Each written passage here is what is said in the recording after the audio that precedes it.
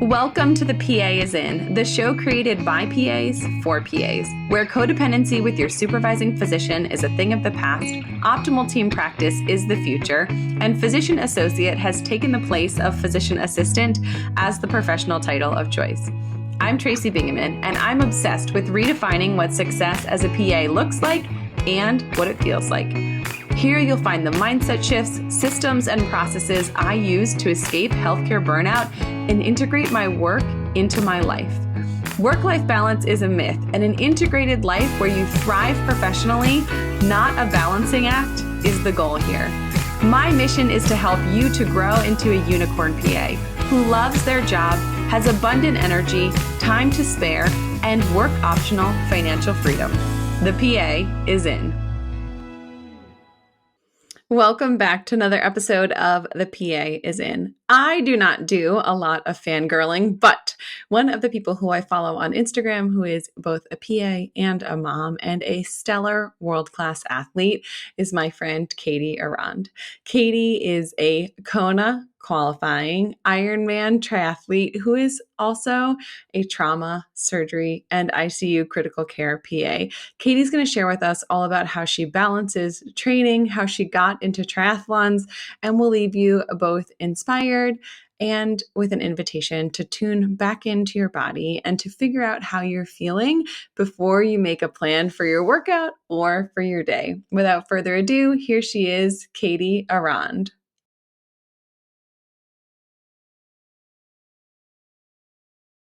Katie, welcome to the show. Thank you so much for being here. Thank you so much. I'm really excited. So I would love it if you could start off by telling us about you and what you do for work and what you do for fun. Yeah, my name is Katie Aurand. I hate this question because I feel like you're expected to put everything in an order and nothing is in any specific order. But I am a mom to a wonderful 2-year-old boy. I'm a wife to an infectious disease pharmacist. I'm a physician assistant. I work in trauma, acute care, surgical critical care at a level 2 trauma center. And I'm an athlete. I do long distance triathlon racing. She says, like it's no big deal. It's my passion. I love it so much. So tell us about your most recent triathlete accomplishments. So most recently, I did Ironman Texas. It's a full Ironman distance. So you have a little over a 2-mile swim, a little over a 100-mile bike, and then you run a full marathon. Everything's in one right after another, so you don't stop if you can.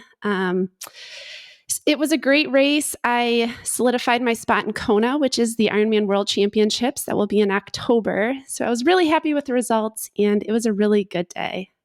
So I would love to hear about how you got into like distance running, triathlons, how this became such a big passion and part of your life.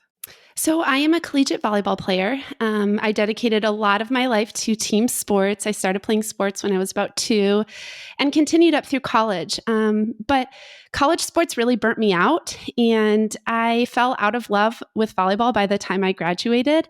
And there's not a big adult scene for volleyball. But I missed that team sport mentality. I missed a training schedule. I missed accountability, and I missed feeling active and how my body feels when I'm moving. So like a lot of people, I found running immediately after college as a way to stay in shape and have a little bit of accountability to myself. Started marathon running, fell in love with marathon running, did Boston a couple times, and it was so beautiful. I love the running community, but I also struggled a little bit with injuries if I was just running. I wanted to increase mileage and get faster, but my body had a limit. So I ended up tearing my labrum in my hip, which required surgery, and that was due to volleyball injuries throughout my collegiate and high school career. And through being sidelined, you start cross-training. And for me, that was biking and swimming. And then through the pandemic, I fell in love with multi-sport athletics. I fell in love with swimming, and I love how my body feels on the bike and doing non-impact activities. So I initially signed up for my first Ironman in March. It was supposed to be March of 2020. We all know how that went. It got canceled. I then decided to have a baby, so that pushed it back a little bit longer. So pandemic and then pregnancy and postpartum. And then I ended up doing my first Ironman at Ironman, Texas a year ago. And I've just fallen in love with it. It is so amazing to me. And I can hear so many parallels of what you're saying. Like, hey, I was doing a thing and it burned me out, right? So college athletics, like the intensity of it, it wasn't something I thought was like sustainable or just didn't fit with the season of life I was in. So I looked and found something else. But then that hurt me, right? So like just doing that. And so you diversified your life by becoming a multi-sport athlete. And in doing that, you found other ways to fulfill that passion, but also to sort of not put all of your time and energy and your body through sort of one thing at a time. Yeah, absolutely. And my biggest thing is I love to be a beginner at something. And I think that sometimes that a lot of adults fear is you feel like you're too old to be a beginner. I'm too old to learn how to swim. I'm too old to pick up cycling. But in all reality, being a beginner is fantastic because you're at the bottom. It only gets better from there. There's no expectations. So that to me is I want to continue to live my life as it's okay to be a beginner. It's great to learn something new, and you're never too old to start over. You just might not have found your passion yet. Oh my gosh, that is just such an important reminder for life and work and medicine and starting a new specialty, or like me deciding that this podcast was a thing that I wanted to do. Like now, this is commonplace. But when I first started, I remember like sitting down to record my first podcast episode, and I have never been more terrified. Like I would have rather clamped an aortic dissection. Like I would have been a lot less stressed about like an actual like trauma emergency than I was about like hitting record on something that was not even out in the world yet. I was so nervous, but also so excited about like the possibility that a new endeavor holds. Yeah, and I think, the most important thing is surrounding yourself by people who support that when you come up with these crazy bonkers ideas that are way out in the universe, supporting and surrounding yourself with people who are like, fantastic idea. What can I do to help you? How can I support you? And that's what you look for in people and supporting each other to try these new endeavors. You want to feel supported. This episode of The PA is In is brought to you by Medthusiast. They are my go-to source for hilarious, adorable medical apparel. Their items are incredible design-wise and with a level of comfort that is beyond compare. Whether you are in the market for a gift for your friends in medicine or looking for an excuse to treat yourself, there is something for everyone in any specialty or medical profession. For the latest designs from PA owner, creative genius, mom, and PICU PA Andrea, head to medthusiast.com. So is that community for you, like your husband, your family, local people? Did you find that community on the internet? I imagine there's not a ton of triathletes in your town. Maybe there are. No, I'm in a pretty small town. So my husband is a huge supporter and I couldn't do any of this without him.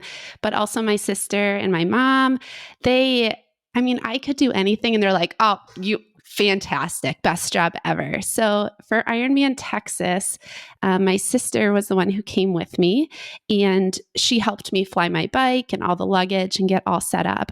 And then the day before the race, my mom ended up surprising me and she was there too. So initially I was going to do this race by myself and I thought that's fine. It'll be great. But man, having people who are totally in your corner out on the course and cheering for you and like genuinely excited about how you're doing, it makes the day. So when I finished the finish line and it was a personal record for me and seeing how excited they were, it fills you up even more. So I do have local friends here as well. And social media, I have a love-hate with. I have some of the best people on social media that I've never met, but are still so supportive. I do try and surround myself with people who are building me up. And I think a lot of us feel like that someone coming to support us, someone taking their time and energy to like come and do something that's not for them, right? Like your mom and sister are at that race for you. It's also a gift to them though, because they got to experience your joy. They got to see you achieve something that you've been training for. And the people in our life who love us, they want to support us for those things, just like we want to support the people that we love. So if we can stop thinking about it as like, a burden or something that we're asking for or something that the people that we love have to do, but rather like giving them an opportunity to use their gifts for something that is great for us, it can feel less like selfish. We can feel less guilty about it. Yeah, I also competitively race a canoe, and my sister is my canoe racing partner.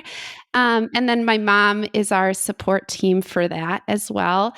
But I always laugh because my sister is the most phenomenal athlete. But when she comes and cheers me on for the Ironmans, she's always like, "I was built to be a spectator. Being a spectator fills me up as much as doing the athletic endeavor." And she takes her job so seriously. She maps out the course. She had my splits and who was in front of me and who was behind me. So I think she genuinely likes it, but I'm trying to get her into Ironman. So if she ever listens, tell her that she needs to get into it. And you could do it together and then make it a whole Exactly. different Yeah. experience. So I can only literally imagine how much time and dedication and training has to go into being able to do these crazy distances, which to me seem just like super, like I could maybe make it through a 5K right now. So the fact that it's like 2 mile swim and more than 100 miles on the bike and a marathon at the end. Talk to me about the training, like what goes into that, and also how you make time for that in the midst of all the other things that you do in your life. So I have an amazing coach. Her name is Haley Chura. She's one of the professional triathletes. She, I give my schedule to her and she makes it work. She loads everything in a training plan, a training program called Training Peaks. And I load in my work schedule in there. And then she comes up with a very creative training plan around that. My biggest thing is I just don't have time to procrastinate. If I need to be in the pool at this time, I'm in the pool at this time. I don't have time to think about not wanting to do the workout. It's just very programmed. This is my slot of time. I do also have daycare, and I wish that more moms were open about it's okay to use daycare on days that you're not at work. So I'll put my little one in daycare from 7 to 10 in the morning, and my husband will take him to daycare, and I'll get up at 3:30 and I'll get my workout in from 3:30 to 9, and then I rush to daycare and I get him.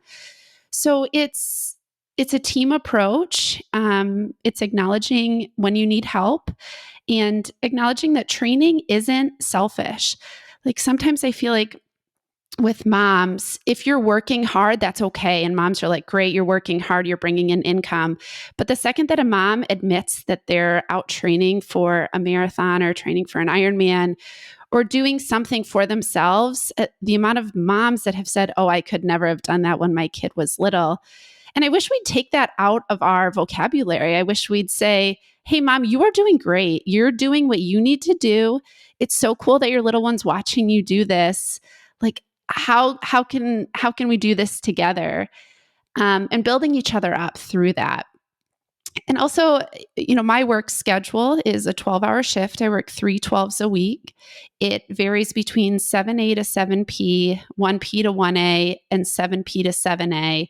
And there's no rhyme or reason behind the schedule. It varies throughout the week. So I need to acknowledge that time at work is also stress on the body. So when you look at my training schedule compared to other athletes who have a 9 to 5 and maybe have a more sedentary job, I look like I hold a lot less training hours, but also I'm on my feet all day. I work in a high stress subspecialty.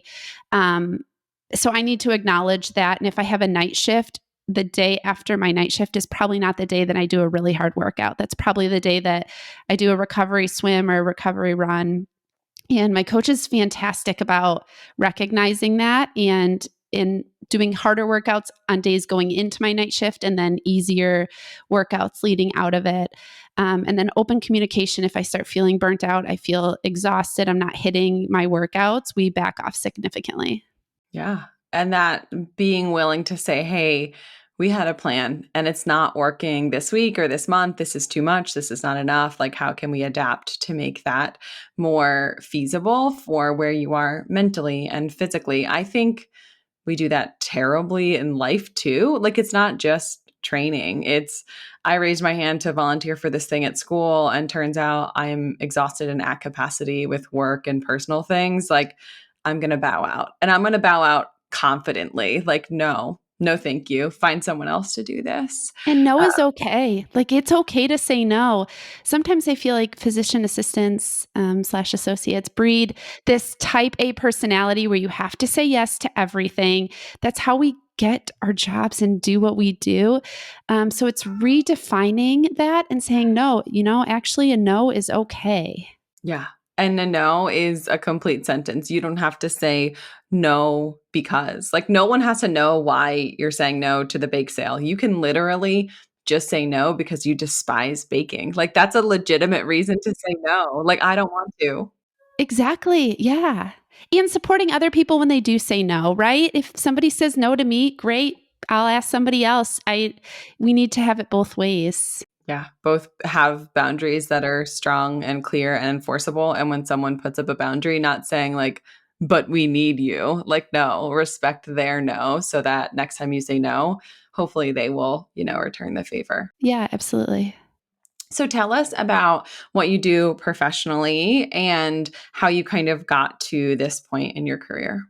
So I am trauma, acute care surgery, and surgical critical care. Um, we it's just you hold the pager for any of the three subspecialties on any day. Um, and usually you try and get a little consistency. If you're in the ICU, you'll be there for at least 3 days in a row. I graduated. My undergraduate is in athletic training. So, as every athletic trainer does, we go into orthopedics right out of PA school, and I feel like and that we is love what it, and that's we the love thing. it, and it's fantastic. Um, and so I did that for 2 years down in Detroit and loved it, but realized that I wanted to locate to a different area, and I also missed medicine. So what I do now is a perfect mesh between what I love in athletic training and procedures, and also getting a little bit of medicine. Mhm. So, have you had, we've talked about burnout in your athletic career. Have you felt burned out professionally, either in school or once you graduated as a PA? I love academic medicine. So I loved PA school. It was very difficult and high anxiety, but I loved it. But burnout in professional setting, absolutely. And it's something that I'm still dealing with it. It's something that I don't ever see that I can put a bow on and say that is behind me. And something that I've been thinking about for a long time is, can you truly be happy and satisfied and content if you're in a very high stakes, high anxiety, high pressure subspecialty? Because I see that, everyone that I surround myself with, you have a component of burnout, whether you put that title on it or you don't. It's really difficult on the body to flip between day shift and night shift and swing shift.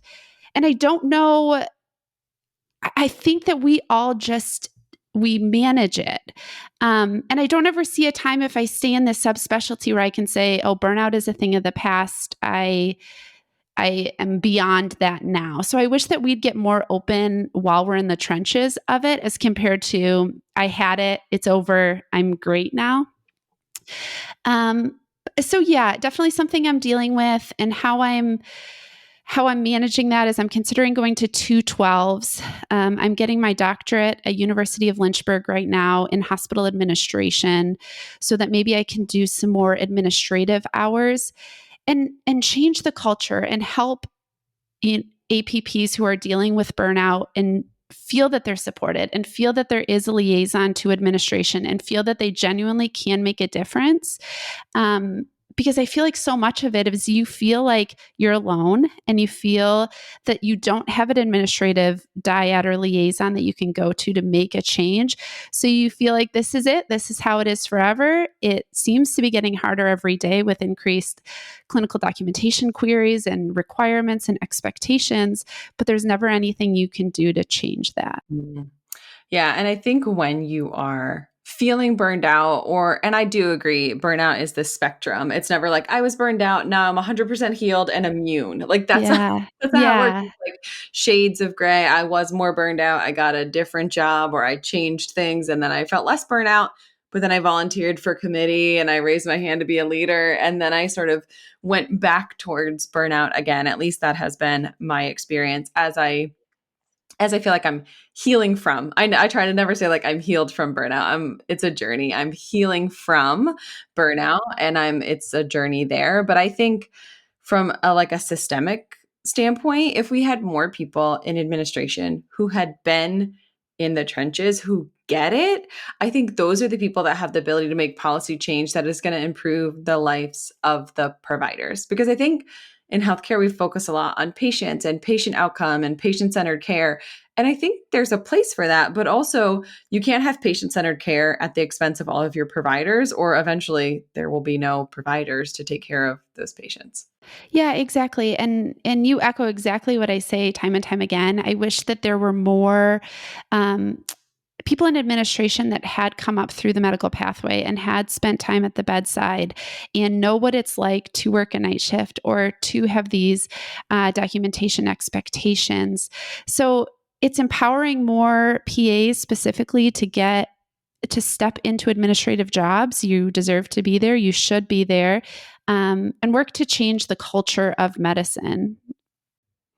How do you feel like the culture affects your mindset or you emotionally, or how you feel about going into work? Have you had a positive experience? Have you had like some places great, some places not so great? So, culture has changed a lot. I've been in the same job for 8 years, and I felt like when I first started, it was very much a family feel. We were a smaller hospital. We were not yet a tertiary referral center. Everybody knew everyone. I knew all of my hospitalists. I knew all of my subspecialty referrals. We were a very close hospital system. Throughout the last 8 years, we've grown significantly. We've bought a lot of different community hospitals. We're now a referral center. Our hospitalist group got bought out by a corporate organization. Thus, we have a lot of travelers and per diem and locums that are coming into the hospital. And that changes the culture. It's so beautiful when you can call somebody for a referral and you know them and they're like, hey, how was your race last weekend? How are things? How's the family? And now you have no idea who the person is on the other line. So that's changed the culture so much. And we went from this little community hospital feel to this big tertiary center feel. And I know people at academic hospitals are probably laughing at me because they're like, yeah, this is the standard. This is what everybody deals with. But there is so much to be said about knowing your coworkers and knowing them personally as compared to just somebody you're giving a referral to. And also, nobody wants a referral. Like we always laugh when you're working a night shift, you're on an island alone surrounded by the enemy. Like nobody wants to hear from you. But if you can change it that it's a person behind the call and it's a person who, you genuinely need one another, I think that we can get back to a good culture in medicine. I just feel like right now is a really tough time to be practicing medicine. Yeah.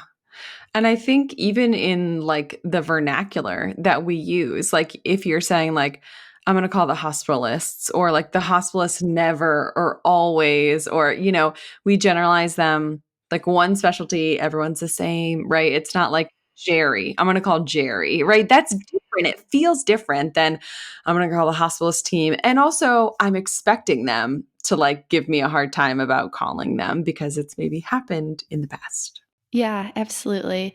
It's supporting each other in medicine and recognizing that we're all facing difficult times right now. I don't know many people that are like, this is great. The best time to practice medicine is right now. We're in it. Most everyone says, this is really tough and things have changed a lot after the pandemic. So it's giving each other a little bit of grace and knowing that we're all dealing with this. So let's just be kind to each other and recognizing that they're working with. Sometimes I feel that administration tries to pin the nurse practitioners against the PAs, against the physicians. But if we were to come together and really unify, I think we can make this a lot better. Yeah. Yeah. And have less internal politics about who's doing what and who's concerned about who's getting what jobs, and instead focus on how can we make the system work for us and work for patients? How can we make this career something that is enjoyable and sustainable? And I think, as you said earlier, it's inherently difficult to take care of really sick and dying patients, whether that's high acuity inpatient specialty or outpatient specialty where people are dealing with multiple comorbidities and, complicated people who can't get into a specialist. Like, there are specific challenges at every specialty, in every area of medicine, in every setting. So if we just assume, hey, we're on the phone with someone, they're not struggling with what I'm struggling with, but they do have challenges. Like, inpatient ICU deals with very different things than outpatient family medicine, but still, there's hard things and difficult patients and really hard days in both of those situations. So if we just pick up the phone and assume hey, this person needs grace and kindness, just like I need grace and kindness, those interactions would be a lot different. I totally agree. And another thing that's been really difficult is after the pandemic, our ER wait times have gone up significantly. So we'll have a patient that's there in the ER for, in the middle of the summer, 12 hours. And so by the time they see me as a consulting service, they are so mad and they're frustrated. And then I'm frustrated that they're frustrated because I have so much to do. And walking into a room and getting yelled at by a patient about how long they've been sitting there when you have patients who are dying upstairs and are so critical. And you're like, if you're yelling at me, you're probably doing okay. But it's having the grace that it's really hard also to wait in the ER for 12 hours. And none of us would want to do that if we were sick and not feeling good. And it's from the nurses who are taking care of the patient at bedside to the ER physicians. It's just a really vicious cycle that we're in right now. And it needs to change. None of us are going to be able to thrive if this is how it continues. So how do we change patient experience? How do we change the workplace for our nurses and our ER providers? And how do we make those actionable changes? From a healthcare system, is that increased primary cares in our community? Is that increased urgent cares, same-day visits? We have to get on top of this. Yeah. And I think it's more than one hospital, one department, one pathway, one ability to get patients through the ER, right? It's zooming out and saying systemically, why is this happening? Do we expect it to continue? And how can we address it, right? How can we get patients, the right patients to the right place? Because there are patients in that ER waiting room who could have gone to family practice, who could have gone to urgent care, but who are at the ER and who are in front of someone who really needs to be at the ER for actual emergency services at the ER. So, I think a lot of that comes back to what are the available services and are they meeting the needs of your community? Yeah.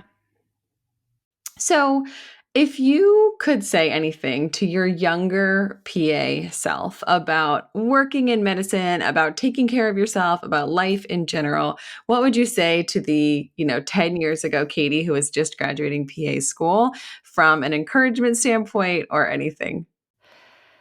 I would say when you are 9 years out, you're still learning. You will never feel like you 100% have it. And I don't think if you're not a little bit nervous walking into a level 1 trauma, then maybe reevaluate.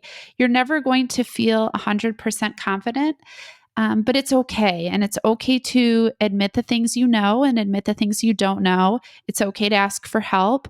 And it's okay to be vulnerable in medicine and say, hey, I'm struggling with this. I could use help and use assistance. I also wish that I was more well-rounded in PA school. PA school is really hard, and it's in that time of your life, it is all you can think about, but it's okay to have hobbies during PA school. It's okay to take care of yourself during PA school. Sometimes I feel like we put people who are so motivated up on a pedestal. And if you're doing all the things, then you have it figured out. And you weren't celebrated for taking a step back and taking care of yourself. So I wish that we could change that dialogue. And I wish that we're supporting our PA students more in how are you doing as a whole person, not just as a PA student? How are you mentally? How are you dealing with this stress, this anxiety, all the requirements of PA school? I wish we'd have a more open dialogue about that. We interrupt this broadcast with a very important announcement. You are not making enough money. Your practice and your physician do not understand the value you are adding to their patients, and therefore you aren't earning what you're worth. If in the past your requests for a raise have been met with one single word, no. If you're working more hours than ever and seeing more patients, but you're not making any more money and you're feeling pissed about it. If you feel like you've hit the ceiling of your income band, this guide is for you. I've compiled the 5 most costly and most common mistakes that PAs make when asking for a raise, and I've told you how to avoid them and what to do instead. Download your free guide at tracybingaman.com/mistakes. So I've been out 11 years now, and I can remember like the welcome speech. I don't know if that's what they call it, but like the orientation, it's like the first day of PA school. You're like looking around at everyone, right? Like my Sizing program, everyone up, like, oh yes, man, yes, like so totally. bizarre. Yeah. Just like so crazy. And like our class was half undergrads that I had known for years and half like outsiders or like new people who came in as people who had gotten a degree somewhere else, like as actual graduate students. So you're looking around, half the people you know, half the people you don't know. And they gave this speech, which essentially was like, prepare your family to never see you, like prepare for this to be like the single most important thing in your life. And although that's like probably true that you want to tell your like girlfriends, like, hey, I'm not going to be hanging out as much, or your spouse, like, I need your support during this time. I think this idea that like, then my life was all about this one thing. And like, that was the one thing for 24 months is unreasonable. It is. And, I'm currently resitting for my boards in the PNRE LA, and we're looking up things. So I wish I could tell my younger self, like, hey, we're still looking things up. You don't need to know everything in PA school. Like, I feel like that's the expectation, but you really need to learn how to efficiently look things up quickly and synthesize information and then generate a response. And patients are okay if you say, I'm not sure, let me look it up and I'll get you an answer.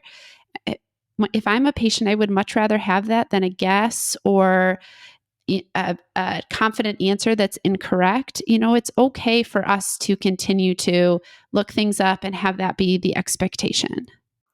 Yeah, I feel like when I graduated PA school, I was like, now I'm a PA, and I expected to sort of like feel differently or like suddenly know everything, like suddenly, which is like the change of like PA-S to PA-C is literally like you got enough questions right on a board exam, right? Like which is great. Like multiple choice tests are important, like evaluating people to be board certified is important, but like that score does not directly correlate to like knowing the answer about the specific disease process or specific medication dosage for the patient that's in the bed in front of you. Yeah, absolutely. So I would love it if you would talk to us a little bit more about what you have been researching and studying and working on for your doctoral paper, if you're willing to do that. Yeah. So I became pregnant during the pandemic. And during pregnancy, I felt so lost. Um, Exercise recommendation. I'm a very active human, and exercise recommendations are not built for those of us that are active during pregnancy. And recommendations are everywhere from heart rate less than 140, which is dated, but you still hear it from providers, to listen to your body. If you feel like you can push, you probably can, but there's no good research on it. And 99% of the research is just done in runners. It doesn't look at triathletes. So for my doctorate paper, I synthesized recommendations for the pregnant and the postpartum triathlete in regards to swimming, cycling, and running. What does current research say? And most importantly, a call for further research, because there's not a lot out there. I really want the pregnant triathlete or the pregnant person to feel empowered and to know what the research says, to be able to make their own decisions for what's best for them and best for their baby. And I want the medical community to support the pregnant athlete, from the OB, the physician assistant, the certified nurse with midwife, to physical therapists and athletic trainers. I want everyone to support that athlete to stay active. Research shows that active athletes during pregnancy will continue to stay active postpartum, and activity is great for mom and baby, mental health and physical health. So I want an updated research or an updated guide for those caring for pregnant athletes. So swimming information is very, very lacking, and cycling is very lacking too. There's a huge boom right now in helping postpartum runners return to activity, which is fantastic, but there's still a lot of areas that need to be further investigated. And my big thing is, historically, it said you're cleared for activity at 6 weeks. You can do whatever you want. That's the last time you see your OB in a lot of places. You're clear to go. When really, if you look at the pelvic floor, you look at the abdominal musculature, you look at circulating hormones and mental health, and many women are not ready to return to impact activity at 6 weeks. So how do we form a bridge between 6 weeks and return to activity? And whose responsibility is that? Who should be screening the athletes? Who talks to the athletes about urinary incontinence or fecal incontinence? And although so prevalent, it's not normal. So how do we start the referral pathways? And how do we have a more open dialogue about postpartum anxiety and depression, and making sure that we're not hiding those symptoms with activity? Sometimes women jump into activity because they have postpartum depression or anxiety, and that can make it worse, and it becomes a vicious cycle, and it increases your possibility for injury and problems. So having those athletic trainers and physical therapists really work with the athletes, screen them for postpartum anxiety, postpartum depression, and then make appropriate referrals. So it's a very big topic, but I feel like it's so important, and I'm working on publication right now.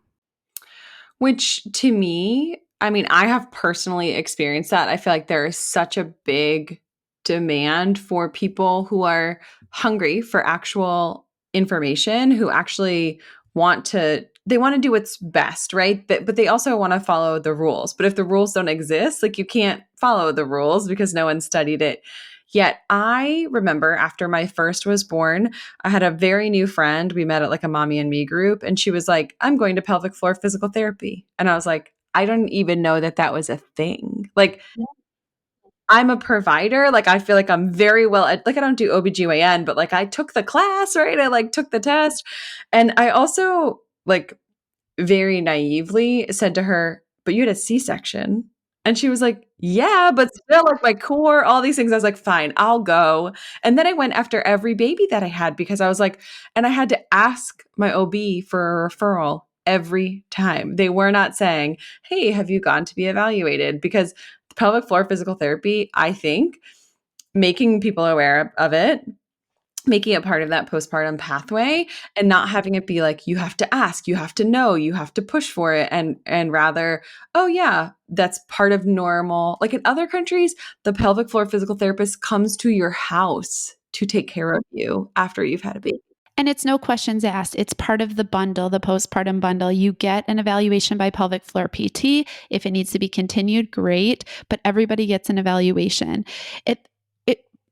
The postpartum symptoms of urinary incontinence, fecal incontinence, painful intercourse, it's not screened for. The long-term symptoms, and then women, it's a joke. Oh, every time I jump, I'm going to urinate a little bit, and everybody There's laughs nothing I because it's despise so more. right, because it's so common, but that doesn't make it normal. So, in opening up that conversation, it's okay to say, hey, I can't run yet. I'm still having some urinary incontinence. Now, what do I do? What are the actionable steps to change this? Yeah. I think we need to talk about it more. I think the system needs to have a dedicated pathway and referrals. And I would love it if every mom, every woman, every human being listening to this podcast stopped joking about trampolines and urinary incontinence, because you're propagating the myth that it's okay, that it's like years later and you're just like, oh yeah, I just pee a little. No, like, I have a friend who's a pelvic floor physical therapist, and she's like, I saw a woman who had stress incontinence with jumping for 40 years, and I fixed it. But like, you can only fix it if you know it's not okay, and if you go find someone who can help you to not do that anymore. Yeah, absolutely. I coach runners and triathletes, and I love coaching specifically women who are pregnant and postpartum running and getting back to triathlon. And athlete I have, I'm talking to them like any urinary incontinence, any pelvic floor pain, any bulging, anything. And in the beginning, all women are like so nervous to talk about it. And they're like, maybe a little bit. And I'm like, take it off the tape. We are not nervous about talking about this. This is like, I expect in your Training Peaks, which is my training app that I use with my athletes, that you're letting me know in that, hey, urinary incontinence, I back off significantly from impact activities and we work with it and we refer to a pelvic floor PT. So those in the running coach, triathlon coach area too should also be screening. This should be common conversation. It happens so frequently. So I agree. Increased conversation and knowing that there is something that you can do to change it. And truly, if like everyone listening to this show is a provider, like bulging or urinary fecal incontinence is the same as like shin pain, right? It's a symptom.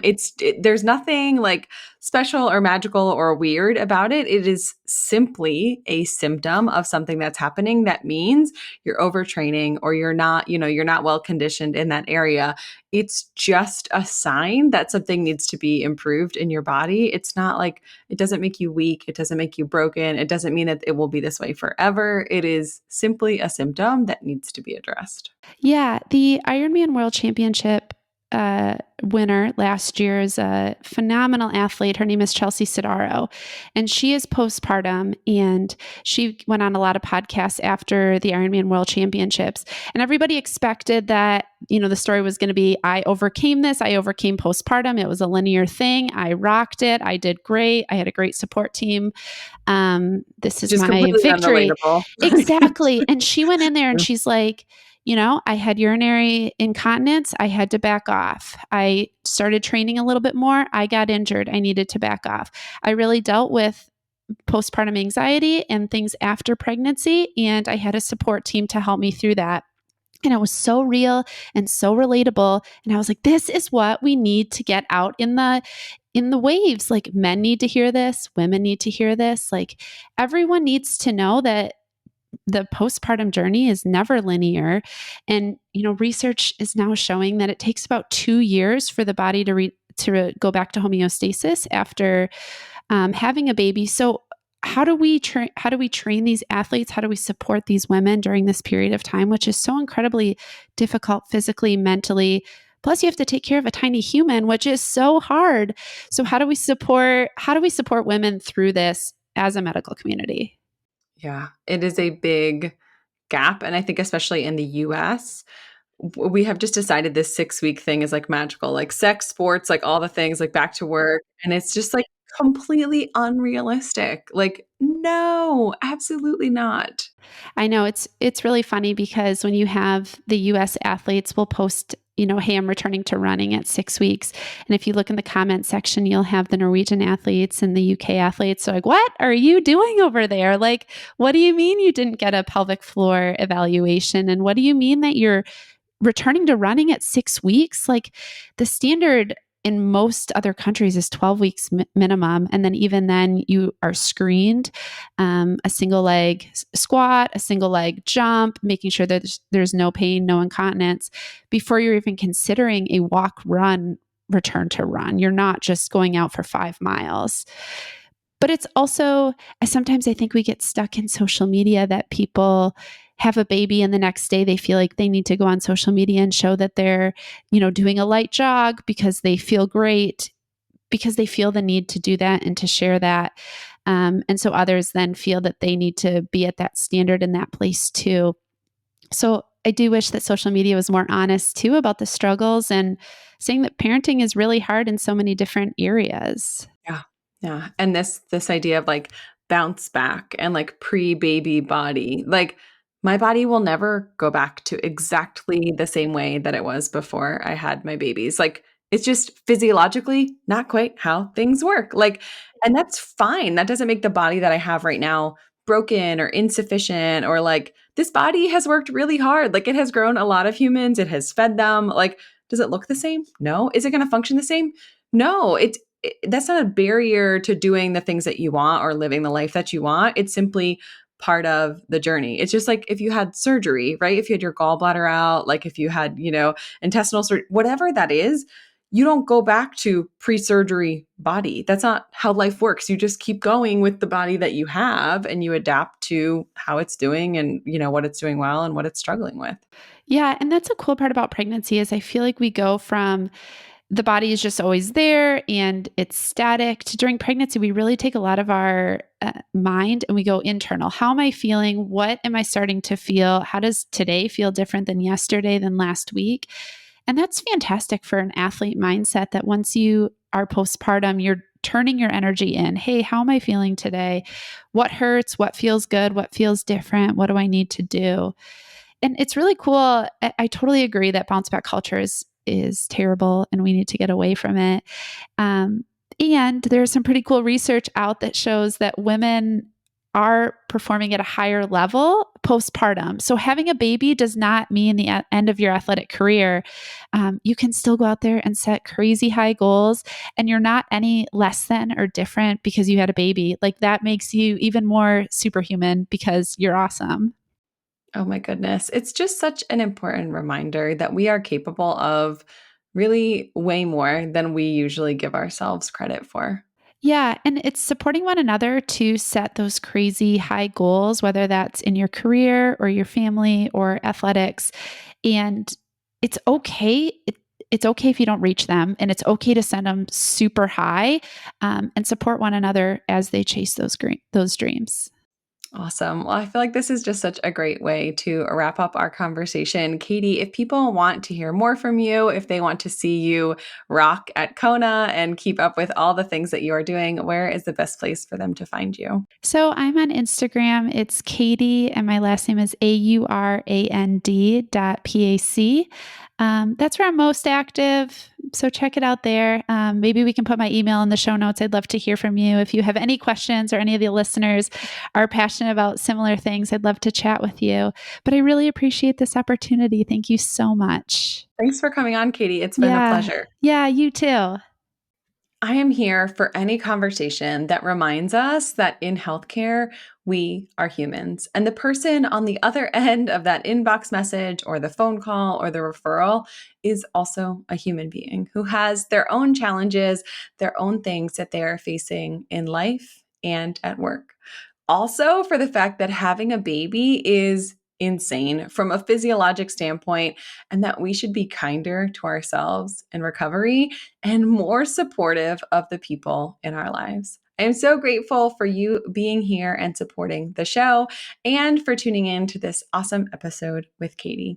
I will see you next time. As for now, this PA is out. Congratulations, you've just joined an awesome club. By listening to a full episode of The PA is In, you are officially on the Unicorn PA team. Welcome aboard. What most team members do is they subscribe to the podcast because that allows them to automatically get the latest episode of the show. The life of your dreams exists on the other side of taking action. Keep making small shifts and keep getting better. Your life will improve, your career will soar, and you will have the confidence you need to create your own success. I will see you in the next episode. This PA is out.